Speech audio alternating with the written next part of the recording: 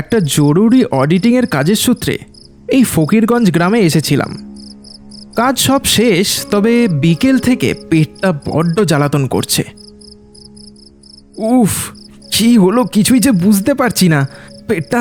পেটটা খুব যন্ত্রণা করছে যে। আমার এই অবস্থা দেখে ঝর্ণাদা আমার সামনে এসে দাঁড়ালেন। বাবু, আজকে আপনি বরং এখানেই থেকে যান। আপনার এই অবস্থা, তার ওপর একা একা বাড়ি যাবেন। কাল একেবারে সুস্থ হয়ে বাড়ি গেলে ভালো হতো না? না মানে আমি আপনার ভালোর জন্যই বলছিলাম আর কি। এবার আপনি যা ভালো বোঝেন বাবু, তাই না হয় করেন। ঝর্ণাদার কথাটা চাইলেও যে রাখতে পারবো না। কথাটা উনি খারাপ বলেননি, তবে কাল আমার আবার একটা জরুরি কাজ আছে। একজন উকিলবাবুর সাথে কিছু জরুরি কথা বলার আছে। অতি কষ্টে অনেক দিন তার লেজ ধরে ঘোরার পর কোনো মতে কালকে একটা সময় পেয়েছি ওনার কাছ থেকে, তাই আর কি এত জোরজার বাড়ি ফেরার জন্য। না না ঝর্ণাদা, তুমি কথাটা খারাপ বলনি, তবে কাল আমার একটা খুব জরুরি কাজ আছে বুঝলে। এই আমি যদি আজ বাড়ি না ফিরি তাহলে সব একেবারে মাটি হয়ে যাবে। তুমি কিছু মনে করো না। হ্যাঁ, আমি এখন উঠি। ওই দেখো, ওই টেবিলের ফাইলের মধ্যে ওই সব কাগজপত্র আমি গুছিয়ে রেখেছি। হ্যাঁ, ওই সবগুলো ধরে একেবারে প্রধান মশাইয়ের হাতে তুলে দিও, কেমন? আমি চলি এখন। দেখলাম ঝর্ণাদা আমার কথাটা মন দিয়ে শুনে তারপর ওখান থেকে চলে গেল। ঝর্ণাদা ওই প্রধান মশাইয়ের অ্যাসিস্ট্যান্ট বলা চলে। লোকটা বয়স্ক বটে, তবে বিশাল ভাবুক। হয়তো আমি ওনার কথা শুনিনি বলে একটু হয়তো অভিমান করেছেন। ও ঠিক আছে, পরের বার এলে আপসেই রাগ ভেঙে যাবে। আমি হেঁটে বেরোলাম কোয়ার্টার থেকে। তবে রাস্তায় কয়েক পা হাঁটার পরেই পেটের ব্যথাটা কয়েক গুণ বেড়ে গেল। এবার যেন আর নেওয়া যাচ্ছে না। না, মনে হচ্ছে ওই চেটে পুটে খাবো হোটেল থেকে মুরগির ঠ্যাঙে কিছু নিশ্চয়ই গন্ডগোল ছিল। কি জানি, অচপাড়াগা বলে কথা। শহুরে মানুষ দেখে কাগের ঠ্যাংটা বোধহয় মুরগি বলে চালিয়ে দিয়েছে। উফ, কি বিপদে যে পড়লাম। এই ঝর্ণাদাকে জিজ্ঞেস করলে ভালো হতো এখানে আশেপাশে কোনো ডাক্তারখানা আছে নাকি। উফ, একবার কি ফিরে যাব? না, ফিরে গেলে ঝর্ণাদা আর আমাকে বাড়ি ফিরতে দেবে না। না, আমি নিজেই বরং একবার খুঁজে দেখি, যদি কিছু চোখে পড়ে। আমি কোনো রকমে নিজেকে সামলে নিয়ে দু এক পা এগিয়েছি কি এগোয়নি। কেমন যেন মনে হলো কোনো কেউ যেন আমার আশেপাশে আছে, আমার যেন পিছু নিয়েছে সে। কে আপনি? এভাবে আমার পিছু করছেন কেন? একটা বয়স্ক লোক, দেখে তো এই গায়েরই মনে হচ্ছে, তবে চোখে মুখে কি যেন একটা রহস্য লুকিয়ে আছে বলে মনে হচ্ছে লোকটার। আপনার কষ্ট দেখে না এসে আর থাকতে পারলাম না। আপনার পেট খারাপ হয়েছে কি? ঠিক বললাম তো? হ্যাঁ, তা হয়েছে। তবে আপনি কি করে জানলেন? আমি তো আপনাকে চিনিও না। তবে আপনি? আমি অনেকক্ষণ ধরেই আপনাকে লক্ষ্য করছিলাম। কাল আপনার একটা জরুরি কাজ আছে শুনলাম। যদি সুস্থ হতে চান তাহলে আসুন, আমার সাথে আসুন। সর্বনাশ কাণ্ড! লোকটা এত কিছু কি করে জানতে পারল? আশ্চর্য তো। না, একে সুবিধের বলে মনে হচ্ছে না। কি জানি, বলা তো যায় না। লোকটার হয়তো কোনো খারাপ মতলবও থাকতে পারে। দিনকালের যা অবস্থা। কি হলো? ওরকম হাঁ করে তাকিয়ে কি দেখছেন মশাই? সুস্থ হয়ে বাড়ি ফিরবেন না? সুস্থ? হ্যাঁ, তা তো হতে চাই মশাই, তবে। ব্যাস, তাহলে আর বেশি কথা বলবেন না। আসুন আমার সাথে, আসুন দেখি এবার। আমার আর ভুল ঠিক বিচার করার কথাটা আর মনে হলো না। কি জানি কি মন গেল যে লোকটাকে একবার বিশ্বাস করেই দেখি, যদি কোনো সুফল হয় আমার। তাই ওনাকে অনুসরণ করে হাঁটতে থাকলাম। লোকটার বয়স হয়েছে ঠিকই, তবে এখনও শরীরটা একটুও ভাঙেনি। এত বয়সেও লোকটা বেশ ভালোই হাঁটতে পারে। আমার এরম বয়স হলে হয়তো বিছানায় পড়ে থাকবো। এখনই যা শরীরের অবস্থা, তার বলে কাজ নেই। মিনিট 10 পথ হাঁটার পর একটা থমথমে জায়গায় এসে ওই বয়স্ক ভদ্রলোকটা থেমে দাঁড়ালো। এই যে বাবু, যান ভিতরে যান, ডাক্তারবাবু ভিতরে আছেন। উনি খুব ভালো মানুষ। আপনার মতন উনি কত মানুষের চিকিৎসা করে ওপরে মানে আপনার মতন কতজনের চিকিৎসা করে উপকার করেছেন উনি। আপনি তা জানেন না মশাই। আপনি আপনি আসুন আসুন, আপনার আপনার কোনো ভয় নেই। আরে ভয় পাবেন না মশাই, উনি আপনাকে কোনো ইঞ্জেকশন দিবে না, শুধু হালকা করে। কি হচ্ছেটা কি বলরাম? হ্যাঁ, এভাবে কি কেউ পেশেন্ট ধরে আনে? লোকটা কি যেন বলতে যাচ্ছিল, ডাক্তারবাবু তাকে হঠাৎ ধমক দিয়ে থামিয়ে দিলেন। ডাক্তার লোকটাকে দেখে অদ্ভুতই লাগবে। গায়ে একটা ভারী কোট আর একটা সাদা ধুতি পরে লোকটা টেবিলে বসে। ঘরের মধ্যে আলো বলতে ওই কোনো রকমে টিম টিম করে জ্বলতে থাকা একটা লণ্ঠন। লোকটাকে কেমন যেন পাগল পাগল দেখতে, মনে হয় সারাদিন কি যেন একটা নিয়ে গবেষণা চালায়। হ্যাঁ, তা বাবা কি সমস্যা কি তোমার বলো তো দেখি? জবাই করতে মানে মানে মানে বলছিলাম, তুমি সমস্যাটা তাড়াতাড়ি বললে সমাধানটাও করতে তো সুবিধা হবে নাকি? লক্ষ্য করে দেখলাম ডাক্তারবাবুর কথা বলাটা মোটেই স্বাভাবিক না। মাঝে মধ্যেই কী সব যেন ভুলভাল বকে, তারপর নিজের বলা ভুল কথাটা নিজেই সংশোধন করে ফেলে। কি জানি, যাকগে, আমার তাতে কি? ডাক্তারবাবুকে ভালোই ভালোই দেখিয়ে এখান থেকে যেতে পারলে হয়। এই যে সাহেব, কি হলো কি? হ্যাঁ, ওরম আকাশ থেকে পড়ছো কেন? কি ডাক্তার কি কোনোদিনও দেখোনি নাকি? হ্যাঁ, এই অনেক অনেক অনেক পেশেন্ট আছে আমার। হ্যাঁ, লম্বা লাইন বাইরে। এখন এখন তাড়াতাড়ি বলো তো তোমার কি হয়েছে? বাইরে লম্বা লাইন মানেটা কি? যখন এলাম তখন তো একটাও লোককে দেখিনি, কিন্তু হঠাৎই বাইরে মানুষজনের চিৎকার শুনতে পেলাম। কি হলো কি? আরে আরে ও ডাক্তারবাবু, কতক্ষণ ধরে একটা পেশেন্ট দেখবেন? হ্যাঁ হ্যাঁ, আমরা কতক্ষণ ধরে এভাবে দাঁড়িয়ে থাকবো? আরে ও ডাক্তারবাবু, আরে আমার হাতটা তো এবারে ফেরত দেন। আরে কবে তো দিয়ে গেছি, এখনো কি কাজ হলো না? আমি কিচ্ছু বুঝতে পারলাম না, এত লোক এলো কোথার থেকে। সব কিছু কেমন যেন ভুলতে শুরু করলাম আমি। এসব আর নিতে পারলাম না। তারপর ভয়ের চোটে ডাক্তারবাবুকে বললাম, ডাক্তারবাবু, আমার ওই পেটে। ব্যাস ব্যাস ব্যাস, বুঝেছি। পেটে খুব ব্যথা, তাই তো? হ্যাঁ, মানে বিকেল থেকে পেটটা খুব সমস্যা করছে ডাক্তারবাবু। হ্যাঁ, তা কি খেয়েছিলে বলো তো দেখি? তুমি কি ওই চেটেপুটে খাবো হোটেল থেকে ভাত আর মুরগির ঠ্যাং খেয়েছিলে নাকি? কি সাংঘাতিক কাণ্ড! ওই বয়স্ক লোকটার মতো ডাক্তারবাবুও সব জেনে গেছে। কি করে তা আমি জানি না। এবার আমার সুবিধের ঠেকলো না ব্যাপারটা। আপনি কি করে জানলেন যে আমি ওই হোটেল থেকে খাবার খেয়েছি? আর কি বলি বাবা, সে অনেক বড় কাহিনী, পরে কোনো এক সময় শোনাবো তোমাকে। এই নাও, এখানে কিছু ওষুধ লিখে দিয়েছি। ওই যে বাইরে বলরাম বসে আছে, ও তোমাকে সব ওষুধ দিয়ে দেবে।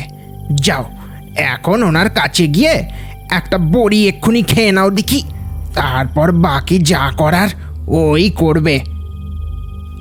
আচ্ছা ডাক্তারবাবু, আমি আসি তবে। দেখলাম ডাক্তারবাবু কিছু বললেন না, শুধু একটা বিচ্ছিরি হাসি হাসলেন। আমি ঘর থেকে বেরোতে যাব এমন সময় একটা লোক এসে ঢুকলো ঘরের মধ্যে। তারপর ডাক্তারবাবুর কাছে গিয়ে কি যেন একটা বলল। ও, কতবার বলেছি মানুষের সামনে এরম ধরনের কাজকর্ম করবি না, তোদের জন্য প্রতিবার কিছু না কিছু গন্ডগোল হয়েই যায়। পিছনে ফিরে যা দেখলাম তাতে আমার যেন দমটা বন্ধ হয়ে গেল। আরে আরে ডাক্তারবাবু, আরে দেখুন না, একটু দেখুন না আমার মাথায় কি হয়েছে। সেই কখন থেকে মাথাটা ধরেই আছে, ঠিক হবার নামই নিচ্ছে না যে। কি এটা এটা কি করে সম্ভব? এই এই এই মরেছে রে। দিলি দিলি এবারের মতো দিলি তো মানুষটাকে ভয় পাইয়ে। কতবার বললাম তোদের তো তর্স হয় না, আবারও একটা মানুষ তোদের জন্য হাতছাড়া হলো তো। এবার এবার আমি কি করব? ওরে ওরে কে আছিস? জলদি জলদি আয় এদিকে। দেখলাম কটা হাড় জিরজিরে কঙ্কাল ভেসে উঠল বাতাসে। সবাই যেন আমাকে ধরবে বলে এসে দাঁড়িয়েছে ওই ডাক্তারের কথা মতো। এসব দেখে আমি পড়ি কি মরি করে ওই ডাক্তারখানা থেকে ছুটতে বেরোলাম। ছুটতে ছুটতে আমার দমটা ফুরিয়ে এলো।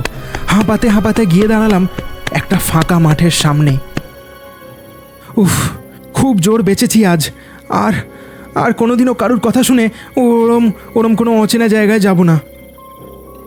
হঠাৎ দেখলাম হাওয়ার মধ্যে দৃশ্যমান হলো ওই ডাক্তারের শরীরটা, সাথে আরও একটা লোক। তবে লোকটার মুখটা খুব চেনা। এই যে মশাই, আপনি তো আমার ফিসটাই দিলেন না। আর এমনিতেও আমার ডাক্তারখানায় যে একবার আসে, সে সারা জীবনের জন্য আমার পেশেন্ট হয়েই থেকে যায়। আর এই কাজে সাহায্য করে এই যে এই বেটা। এবার লোকটাকে দেখে সব মনে পড়ল আমার। দুপুরে যার হোটেলে খাবার খেয়ে আমার এই অবস্থা হয়েছে, সেই লোকটাই এখন ভূত হয়ে এসে দাঁড়িয়েছে আমার সামনে। ডাক্তারবাবু, আপনাকে কি বলি আর, ইয়ে বেটাকে মুরগির ঠ্যাং বলে মানুষের পায়ের মাংস খাইয়েছিলাম, তাও আবার 2 দিন পুরানো। এমন করে দিয়েছিলাম যে দেখে একেবারে মুরগির পা বলেই মনে হবে। আপনি দেখলে আপনারও জিভে জল চলে আসতো। হ্যাঁ, আমি জানি তুই লোককে এরম ভেলকি দেখিয়ে আমার কাছে আসতে বাধ্য করিস। আরে আরে আমিও তো আছি নাকি? আরে তুই কি সব একা করিস? আরে আমিও তো লোকগুলোকে দৌড়ে দৌড়ে ডাক্তার বাবুর চেম্বারে নিয়ে আসি নাকি? এতক্ষণ যতজনের সাথে সাক্ষাৎ হয়েছিল সবাই এক একটা আস্ত ভূত। আমার যে আর কোনো বাঁচার উপায় নেই এটা আমি নিশ্চিত। হঠাৎ এক অদৃশ্য বলে আমার শরীরটা হাওয়ায় ভেসে উঠল। তারপর কিছুটা দূরে গিয়ে আমি আবারও মাটিতে এসে পড়লাম। কেউ যে আমাকে বাঁচালো এটা নিশ্চিত, তবে কি করে সেটা বুঝলাম না। পিছনে ওই 3 জন তখন জোরে জোরে হাসতে শুরু করেছে। আমি এবার দম বন্ধ করে দৌড়ালাম যেদিকে 2 চোখ গেল।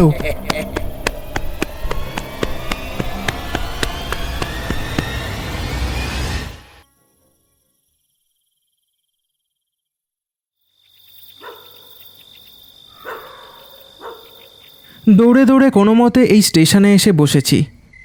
এখানে আর ওদের ভয় নেই। স্টেশন চত্বর ফাঁকা, তবে টিটি আর আরপিএফ আছে। কিছু হলে বরং ওদের কাছে ছুটে যেতে পারবো অন্তত। এসব ভাবছিলামই হঠাৎ দেখলাম আমার গাটা হালকা ভারী হলো। মনে হলো কেউ যেন আমার পাশে এসে বসেছে। আমার বাম হাতে একটা ঠান্ডা নিঃশ্বাসের আভাস অনুভব করলাম। চেয়ে দেখি ঝর্ণাদা। আরে ঝর্ণাদা, এ কি তুমি এত রাতে এখানে? ঝর্ণাদা কিছু বলল না, উঠে দাঁড়িয়ে আমার ঠিক সামনে এসে দাঁড়ালো। তারপর ঝর্ণাদাকে একটু ভালো করে লক্ষ্য করলাম। দেখলাম তার চোখের মণি দুটো যেন আস্তে আস্তে ছোট হতে শুরু করেছে। মুখটা কেমন যেন ভয়ানক দেখাচ্ছে। মুখের মধ্যে কুমিরের চেয়েও ধারালো খোঁচা খোঁচা দাঁত দেখা দিল। তবে কি এখানেও আমার নিস্তার নেই? ভয় পাবেননি বাবু, আপনাকে যখন ওরা ঘিরে ধরেছিল তখন তো আমি আপনাকে ওদের হাত থেকে বাঁচালাম। কিন্তু তুমি মানে মানে কি করে? আমার যে আমার যে কিছুই মাথায় ঢুকছে না। এ গায়ে রাতের বেলা কোনো অসুস্থ মানুষ যদি বাড়ির বাইরে বেরোয়, তাহলে তাকে ওরা ধরে নিয়ে যায়। কেউ বেঁচে যায়, আবার কেউ মারাও যায় ওদের হাতে। তাই জন্য তখন আপনার এই অবস্থা দেখে অত করে বারণ করেছিলাম। আপনি তো আমার কথা শুনলেনই না, তাই বাধ্য হয়ে আমাকে বাঁচাতে আসতে হলো। তোমার এই উপকার আমি জীবনে ভুলব না। কিন্তু কিন্তু এই অবস্থা কি করে হলো তোমার? আমিও কদিন আগে একদিন রাতের বেলায় আপনার মতো ওদের পাল্লায় পড়েছিলুম। এ গায়ে বহুদিন বাস করছি, তবে কোনোদিনও ভাবিনি এরম কিছু ঘটবে। সেদিন আমিও আপনার মতো ওই হোটেল থেকে খাবার খেয়েছিলাম। ব্যাস, তারপরই শুরু হলো পেটে ব্যথা। ব্যথার চোটে আমি গিয়ে পড়লাম ওই ডাক্তারের হাতে। তারপর ওরা আমার এই অবস্থা করলো বাবু। ওই ডাক্তারটা ছিল হাতুড়ে। যখন মানুষ হয়ে বেঁচে ছিল, তখন লোকজনকে ধরে নিয়ে গিয়ে জোর করে চিকিৎসা করে তাদের থেকে টাকা চাইতো। টাকা না দিলে তাদেরকে নিয়ে গিয়ে গবেষণা চালাতো। কত লোক ওদের হাতে মরেছে, আর যারা মরেছে তারা আজ হয়েছে ওই ডাক্তারের সহকারী। ওই হোটেলের লোকটা আর ওই বলরাম খুড়ো সবাই তো মরেছে ওই ডাক্তারের হাতে। তারপরে এখন মরে গিয়ে ওই ডাক্তারের চেলা হয়েছে সব। এ ঘটনা আমি বহুদিন আগেই শুনেছিলাম, কিন্তু বাবু বিশ্বাস করিনি, তাই আর কি মরতে হলো। তোমার এই অবস্থা দেখে আমার বুকটা যে ফেটে যাচ্ছে ঝর্ণাদা। আমি চেয়েও কিছু করতে পারছি না। আরে আপনার এতে তো কোনো হাত নেই বাবু। যদি সেই সময় আপনি থাকতেন, তাও চাইলে আমাকে বাঁচাতে পারতেন না। ওরা আপনাকেও মেরে ফেলতো। হ্যাঁ, তা হয়তো ঠিকই বলেছ। তবে তবে একটা প্রশ্ন, ডাক্তারবাবু কি করে মারা গেলেন? শুনেছিলুম উনি নাকি হৃদরোগের শিকার হয়ে একদিন রাতে মারা যান, আর তারপর থেকেই এসব শুরু হয়। ও আচ্ছা, এই ব্যাপার তাহলে। বাবু, মরে গিয়ে একটা উপকার চাইতে এসেছি। আমার দেহটা এখনো ওই ডাক্তারখানার পিছনে পড়ে। তবে দিনের বেলা গেলে হয়তো ওখানে কোনো ডাক্তারখানা আপনার চোখে নাও পড়তে পারে। তবে ওখানেই এক জায়গায় মাটির মধ্যে পোতা আছে আমার শরীরটা। আপনি যদি পারেন আমার শরীরটা একটু আমার বাড়ি পৌঁছে দেবেন। বাড়িতে কেউ আমার মারা যাবার খবরটা পায়নি।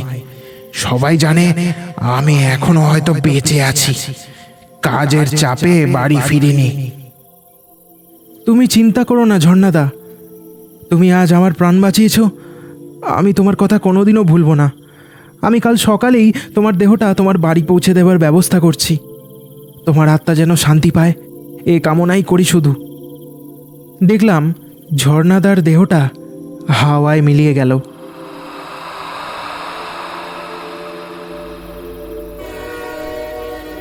দূরে ট্রেনটা একটা হুইসেল দিল। বুঝলাম গাড়িটা স্টেশনে ঢুকছে। এদিকে আবার একটা জিআরপি এসে আমার সামনে দাঁড়ালো। তারপর বলল,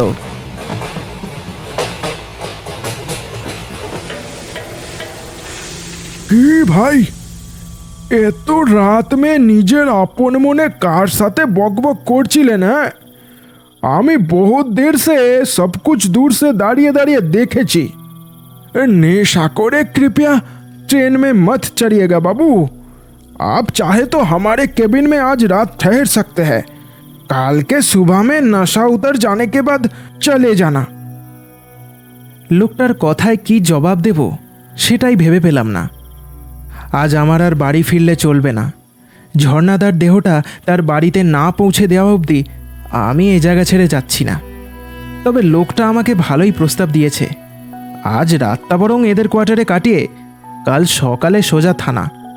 তারপর সোজা সেই জায়গায় গিয়ে ঝর্ণাদার দেহটা মাটি থেকে খুঁড়ে বের করে বাড়ি অবধিও তো পৌঁছে দিতে হবে। ওনার জন্য এটাই তো আমার শেষ কর্তব্য।